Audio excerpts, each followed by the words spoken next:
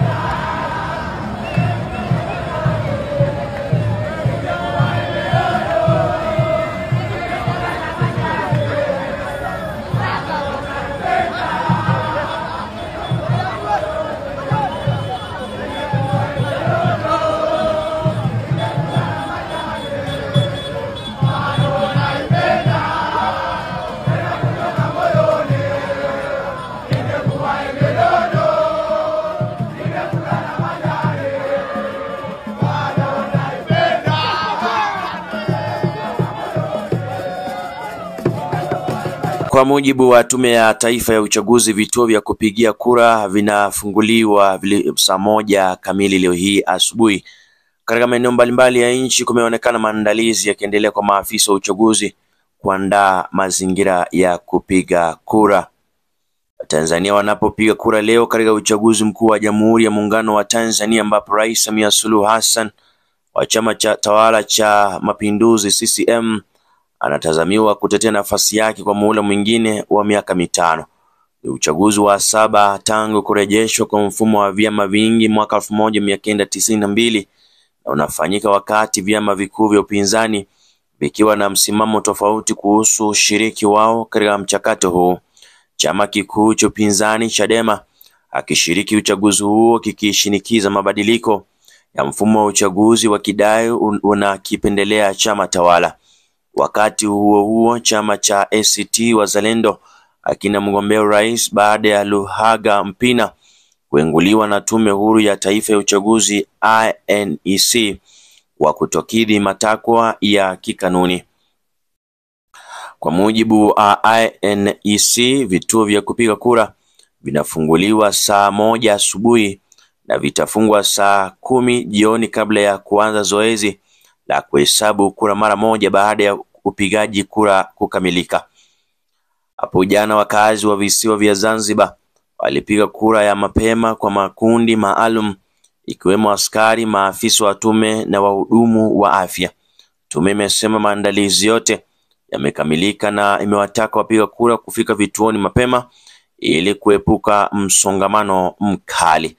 Lakini mwaka huu, mtazamaji wangu, siku ya leo imechukua sura mbili, wakati serikali na vyama vya kisiasa vinawahimiza wananchi kujitokeza kupiga kura. Makundi mengine yanayojitambulisha kama wanaharakati yanamazisha maandamano, wakisema ni njia ya kupaza sauti zao dhidi ya kile wanachokitaja kama kukwama kwa mageuzi ya kisiasa. Wito huu wa pande mbili umeibua mjadala mpana kuhusu namna Watanzania wanavyotafsiri demokrasia yao. Upande mmoja, wapo wanaoamini ushiriki katika uchaguzi ni njia bora ya kuleta mabadiliko ndani ya mfumo uliopo. Kwa upande mwingine, wapo wanaoona mfumo huo umekuwa kikwazo cha mageuzi, hivyo kuamua kutumia uchaguzi huo kama jukwaa la kutoa ujumbe wa kutoridhika kwao. Jeshi la polisi nalo linasisitiza kwamba maandamano ambayo yamepangwa leo hii kuleta vurugu na yanavunja sheria. Atakayevunja sheria leo hii asilaumu, amesema naibu kamishna wa polisi DCP David Masame. Kwa mujibu wa ibara ya 20 ya katiba na hata sheria ya vyama vya kisiasa, watu wana haki ya kukusanyika pamoja na kutoa maoni au mawazo yao kwa umma, ikiwemo kufanya maandamano baada ya kutoa taarifa kwa mkuu wa polisi katika eneo husika ambapo maandamano yanafanyika. Je, wanaotaka kuandamana sasa watatoa taarifa? Hakuna aliyeweka wazi kuhusu hilo, si polisi wala wanaotaka kuandamana, hatua inayozidi kuleta sintofahamu na kuendelea kujenga mvutano. Hii itakuwa ni mara ya kwanza tangu mfumo wa vyama vingi urejea mwaka 1995 Tanzania kukabiliwa na mvutano wa wazi kuhusu namna ya kushiriki katika mchakato wa kidemokrasia unaohusisha haki hizi mbili kwa wakati mmoja.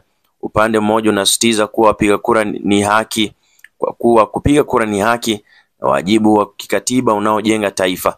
Upande mwingine unadai haki hiyo hiyo ya kikatiba kuandamana kwa amani kama njia mbadala ya kutoa ujumbe kwa serikali. Ufuatiliaji wa siasa za Mashariki Simon Kulwa anasema hali imefika hapa kwa sababu kambi mbili zimeshindwa kusikilizana. Wanaotaka kuandamana leo hii wanaona mfumo wa sasa wa kisiasa hauna haki wala ujuzi kwao. Ni bora kupaza sauti kuliko kushiriki katika mchakato wanaoamini hauna usawa. Wanaositiza kupiga kura wanaoandamana kama waandamanaji, kama wanaotaka kuvuruga amani. Akasema makundi yanayoitisha maandamano yamekuwa yakisisitiza kupatikana kwa katiba mpya, mageuzi ya mfumo wa uchaguzi na uhuru wa kisiasa. Vuguvugu hili lilianza baada ya kauli ya no election no reforms, hakuna uchaguzi bila mageuzi, kuibuliwa na chama cha upinzani Chadema.